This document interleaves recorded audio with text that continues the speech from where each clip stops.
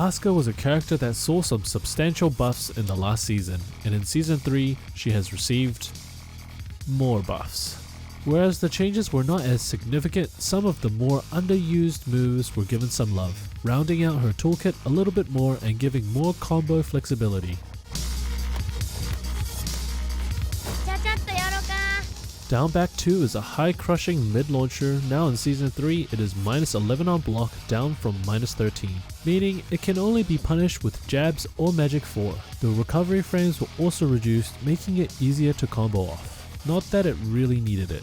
This move is generally underused as it has a slightly slow startup, and Asuka has moves like down forward 2, 1+2 which are both faster and safe, up forward 4 which was also -30 on block but gave way more combo damage. The main use of down back 2 is when you have a hard read on a jab response or an incoming approach tool that is a high. The buff allows Asuka players to take more risks that could potentially surprise your opponent. Forward 1+2 now causes a wall bounce on hit, which makes it a safe, high power crushing wall bounce, another buff to an already strong move. Now Asuka has a wall bounce from both standing and full crouch. The move is fast at 15 frames, has good range, able to punish moves with pushback, and makes Asuka even more dangerous at the wall. The fact that she uses her elbows means it counters all generic parries and reversals. Down back 1 is a mid poke that high crushes. In season 3, this move leaves the opponent closer on hit, allowing Asuka players to fully utilize the plus frames. On hit it gives +4, which means a follow-up down back 1 is 10 frames, making only jabs able to compete with it in terms of speed, but will lose due to the high crush properties, trade with dick jabs, and can only be beaten by special moves like Yoshi's Flash and Xiaoyu's back 1. Now it does share some properties with Julia's Party Crasher, but don't go too crazy as unlike Party Crasher, it is -9 on block, so you must respect that your turn has ended if blocked. Or not.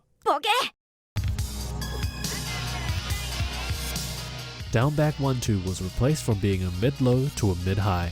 At first glance, the move doesn't look that great as most players tend to duck the second hit anyway, but instead of getting either a -13 while standing punish or a low parry combo, they instead get a full launch. So if you notice your opponent trying to duck the second hit, you can continue to pester them by repeating down back 1 and finishing the string when they try to take their turn.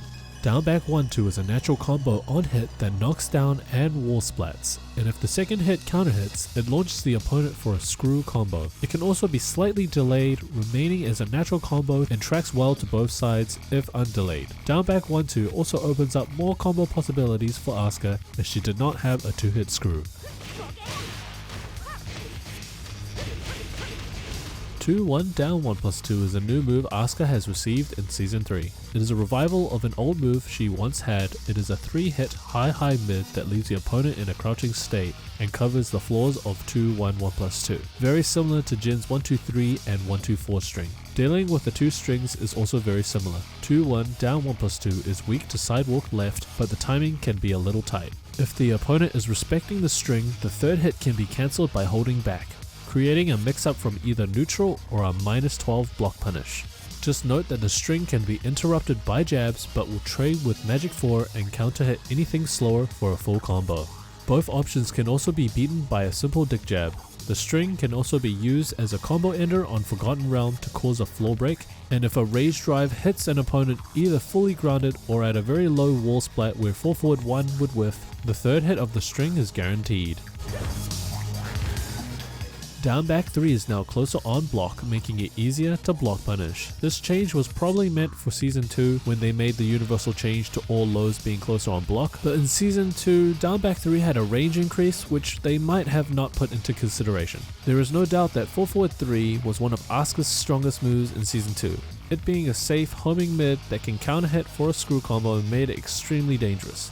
It also had evasive properties which meant you were forced to block it, especially if your back is against the wall. Season 3 removed its evasive properties, so now opponents can counter hit you if they have a hard read. This potentially could be a good thing and a bad thing. Losing the evasive properties means players have more incentive to challenge 4-forward 3, which could lead to more counter hits rather than them just always choosing to block it. The animation was also changed from being a knockdown to a spin screw state. I also see this change to be a good thing, as Asuka was missing a move that gave her a +11 on hit. hit and left the opponent standing. A perfect follow-up to this is wall standing 1+2, since 4-4-3 leaves Asuka in full crouch. You can close the gap with a cancel and go for a mix-up, or if they choose to press buttons, it will trade with dick jabs, which might I add that you can still get a combo and counter hit anything slower. With rage, it could mean death.